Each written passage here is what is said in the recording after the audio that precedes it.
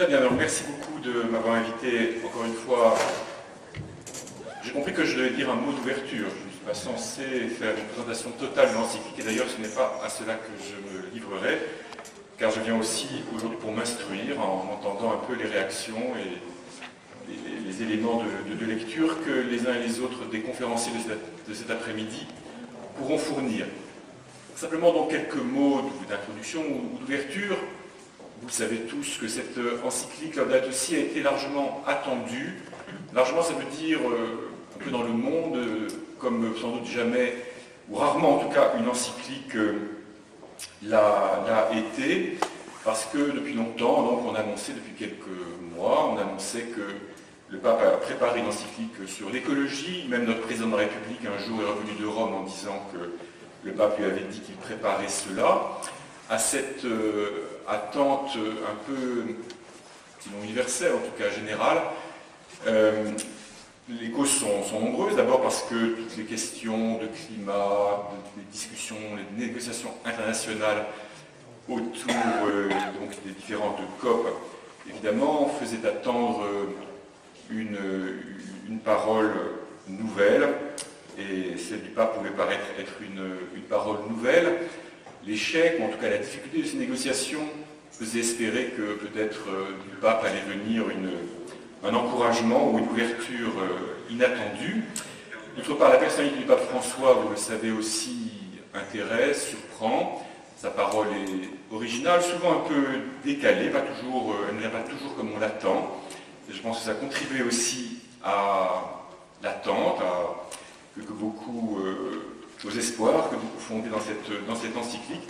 Et puis évidemment, le sujet de l'environnement ou du climat est un sujet mondial, et par conséquent, l'autorité mondiale du pape rendait d'autant plus utile qu'il puisse avoir une parole. En tout cas, c'est vrai que cette encyclique était attendue dans des cercles très variés, y compris par les responsables politiques au plus haut niveau, ceux qui n'arrivent pas toujours aux encycliques. Alors cette encyclique, lorsqu'elle a paru au mois de juin, on peut dire, je crois qu'elle a surpris, elle a étonné, pour des aspects positifs et peut-être aussi comme une étrangeté. D'abord peut-être par son ampleur, parce que le pape ne parle pas du climat, mais de l'environnement. Il ne parle pas simplement d'écologie, mais du problème social. Parce que donc le pape situe sa réflexion dans un ensemble très vaste. Ce qui fait aussi que cette encyclique, à la lecture, peut être un peu déroutante, parce qu'elle offre différents niveaux peut-être de langage, différents niveaux de réflexion. Parfois le ton est lyrique, un peu poétique, parfois le pape fait une synthèse de l'état, des connaissances scientifiques ou des négociations politiques, parfois il y a quelques aperçus théologiques, etc., etc. Ça fait un texte qui peut paraître, en tout cas à certains lecteurs, composite, et pas très facile à situer. Et d'autre part, cette encyclique, donc, elle suscite un certain nombre d'interrogations. Elle a pu dérouter un certain nombre de lecteurs, des commentateurs, vous le savez aussi sans doute, qui ont vu une sorte de gauchissement de la doctrine sociale de l'Église. Certains se sont étonnés ou inquiétés de voir le pape paraître prendre à son compte des théories scientifiques dont on peut toujours éventuellement discuter. Certains ont été déçus de ne pas trouver un appel à une autorité mondiale, alors qu'on trouve ça depuis Jean XXIII dans la plupart des encycliques sociales, etc., etc. Je voudrais relever quelques points plus précis de ces interrogations ou de ces étonnements. D'abord, la forte critique de ce que le pape appelle le paradigme technico-financier. Donc, le pape François a souvent une langue simple, il parle un peu, on pourrait dire que parfois dans ses homélies, il parle de manière un peu cash, comme on dit, comme disent certains, mais c'est aussi quand même un jésuite, il est quand même un peu intellectuel, et il aime beaucoup le mot paradigme. Et donc là, il nous fait tout un développement assez sévère sur le paradigme technico-financier, dont il reconnaît au passage quand même les bienfaits, mais tout en critiquant très fortement ses effets sur nos mentalités. Un deuxième point, peut-être qui peut susciter de l'interrogation ou du troubler certains lecteurs, c'est que le pape n'arrive pas à relire ce que j'ai écrit, je vais passer à autre chose. Le pape fait une critique sévère de l'échec des négociations internationales. Et donc, je l'ai dit, il ne se réfère pas en revanche aux besoins d'une autorité mondiale. Il fait un état des lieux à peu près de l'état des connaissances scientifiques, disons, et de l'état des ressources de la planète, mais certains ont pu relever quelques faiblesses. Par exemple, dans le volume consacré à l'encyclique, qu'a consacré à l'encyclique Le Collège des Bernardins, un spécialiste de l'eau fait ressortir que l'analyse du marché de l'eau est quand même un peu sommaire, en tout cas à son goût. Le pape aussi, ce qui est aussi déroutant pour un certain nombre d'esprits, a l'air d'appeler à une certaine forme de décroissance, et en même temps, il n'a pas l'air de vouloir militer pour la limitation de la croissance de la population mondiale. Alors ceci suscite dans toutes sortes de cercles des interrogations, dans un sens d'ailleurs ou dans l'autre, etc. On pourrait prolonger cela. Peut-être peut-on remarquer avec le philosophe Bruno Latour aussi, le pape évoque la clameur de la terre, il invite à écouter tant la clameur de la terre que la clameur des pauvres. Alors qu'est-ce que c'est que cette terre qui parfois, dans l'encyclique sous sa plume, a l'air un peu personnifiée? Alors est-ce qu'on est de l'ordre du lyrisme que j'évoquais? Est-ce que le pape vise quelque chose de plus consistant? Mais alors, qu'est-ce que c'est dans la tradition chrétienne? Voilà, quelques interrogations qui agitent, il me semble, pas mal de lecteurs. Alors je voudrais vous poser deux clés, et puis ensuite vous poser, à vous qui êtes des économistes ou qui réfléchissez aux réalités politiques, quelques questions. La première de ces clés d'abord, c'est que je crois que c'est très important de remarquer que le pape ne joue pas tellement, voire pas du tout, de la rhétorique de la catastrophe. Il évoque le fait de temps en temps que les ressources s'épuisent, etc., mais le nœud de son argumentation n'est pas que la planète va s'effondrer sur elle-même ou exploser un jour. Au contraire, le pape dit à plusieurs reprises, il y insiste qu'il est toujours possible de faire quelque chose, il est toujours possible de changer, il est toujours possible d'infléchir les chemins sur lesquels nous nous sommes placés. Et le pape l'affirme comme une conviction de foi, à plusieurs reprises, mais par exemple au numéro 13, pour prendre le premier moment où cela apparaît, il affirme que le Créateur n'abandonne pas sa créature, et par conséquent, le pape l'encyclique est quand même traversé par cette conviction qu'il est toujours temps de changer. Nous ne sommes pas, en tout cas ce n'est pas parce que nous serions au bord de la catastrophe, au bord de la fin de la planète, que le pape parle comme il parle, mais plutôt pour nous inviter à changer parce qu'il est persuadé dans la foi qu'il y a, peut-être dans les ressources du cosmos, mais surtout dans le cœur humain, dans l'intelligence des hommes, assez de ressources pour que l'on puisse vivre autrement, sans être prisonnier donc des chemins limités que l'on a dû prendre. La deuxième clé, qui est un peu liée à la précédente, c'est que il me semble que le cœur de toute sa réflexion, c'est la responsabilité de chaque être humain. Chaque être humain est responsable de ce que le pape appelle la maison commune, et chaque être humain peut y exercer sa responsabilité à l'égard du tout, de la totalité. Si modeste soit chacun, si limité soit son impact social, tous, quel qu'il soit, peut assumer sa responsabilité à l'égard de tous. Et cette responsabilité ne doit pas nous écraser, elle n'est pas un fardeau qui nous dépasse, il faut plutôt le voir comme l'immense dignité de l'homme, qui est précisément cette créature, qui est telle que chaque membre de l'humanité est responsable d'une façon ou d'une autre de tout, et de tous les autres. Donc c'est une question de dignité, c'est une question de fraternité, c'est une question d'exercice de la dignité, disons, on pourrait dire, métaphysique de l'être humain, qui, me semble-t-il, anime la réflexion du Saint-Père. Alors de là, je voudrais poser un peu en vrac quelques questions.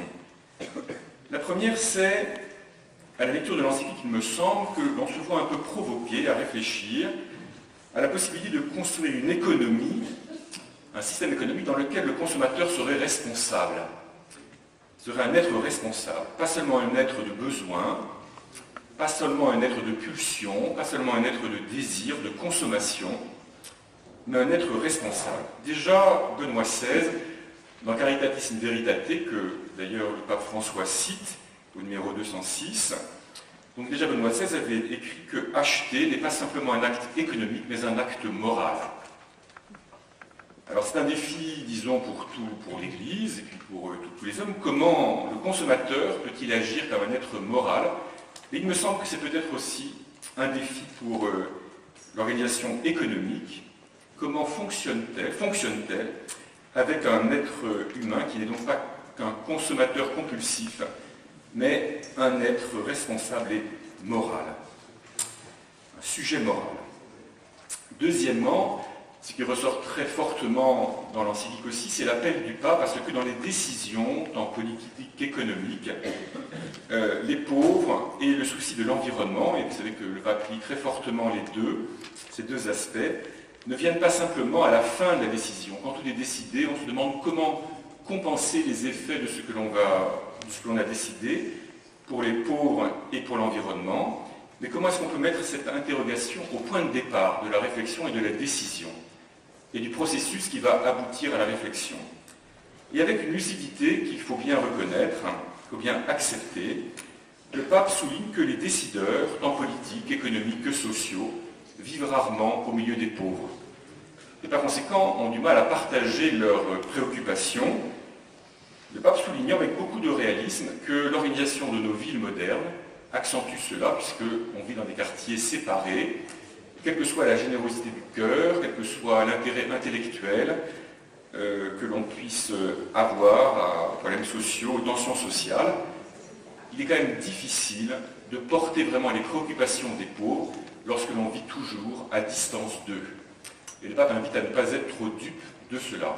Et c'est un défi qu'il lance, je crois, à tout le monde, y compris d'ailleurs aux évêques, qui vivent rarement au milieu des pauvres, en tout cas, je peux le dire de moi et de nous autres à Paris, même si nous vivons sobrement, nous ne vivons pas au milieu des pauvres tout à fait, mais évidemment cette question, c'est un défi que le pape lance, je crois aussi, à tous nos décideurs, et à nous tous, dans la mesure où nous avons, d'une façon ou d'une autre, un rôle de décideur à quelque niveau que ce soit.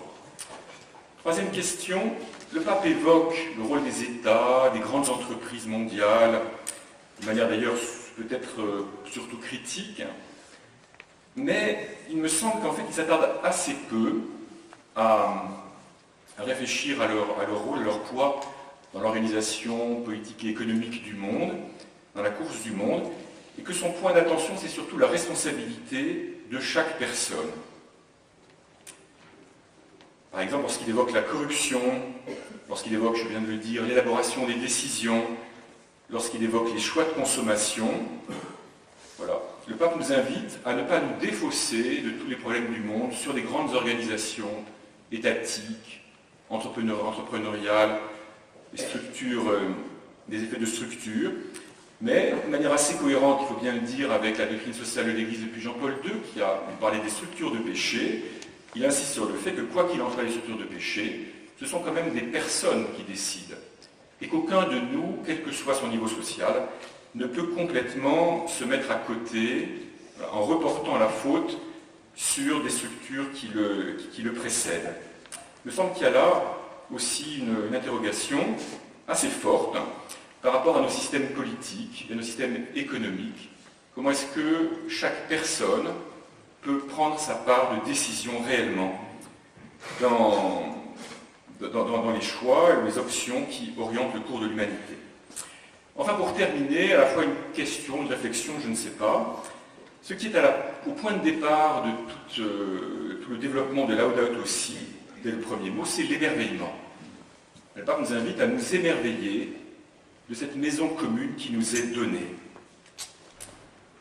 Et c'est dans la ligne de cet émerveillement qu'il invite à une certaine sobriété de vie, à découvrir ce qu'il explique au numéro 222, découvrir que moins est plus. Que lorsque l'on a peu, finalement, on peut découvrir dans le peu qu'il y a beaucoup. Et sinon peut-être plus que ce que l'on imaginait encore.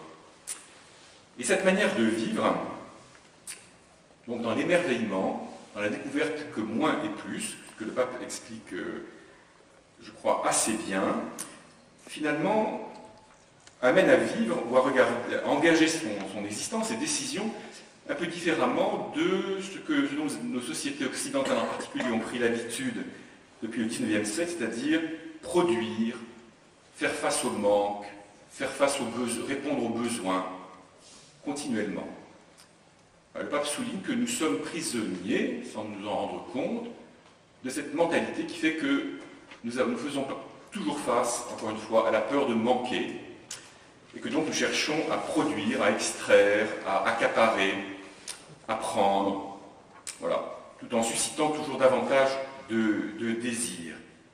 Mais nous pouvons vivre aussi dans l'émerveillement d'être, y compris dans l'émerveillement d'être nombreux, d'être une multitude d'hommes, cette multitude n'étant pas à vivre d'abord comme un fardeau, mais au contraire comme la multiplication pour nous chrétiens, des images de Dieu, en tout cas la multiplication des manières d'être homme ou d'être femme. Le thème de la maison commune, qui est le titre que le pape donne à son encyclique, évoque non pas un entrepôt, pas même un garde-manger, mais plutôt un vaste espace où il est possible de s'accueillir mutuellement.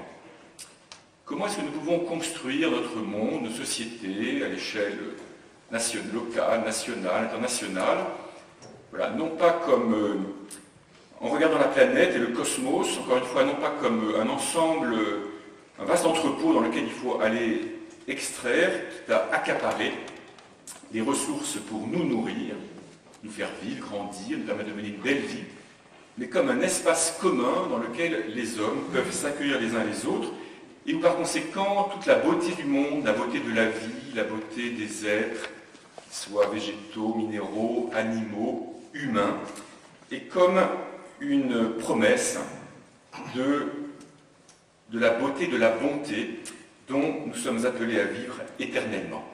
Je vous remercie de votre attention.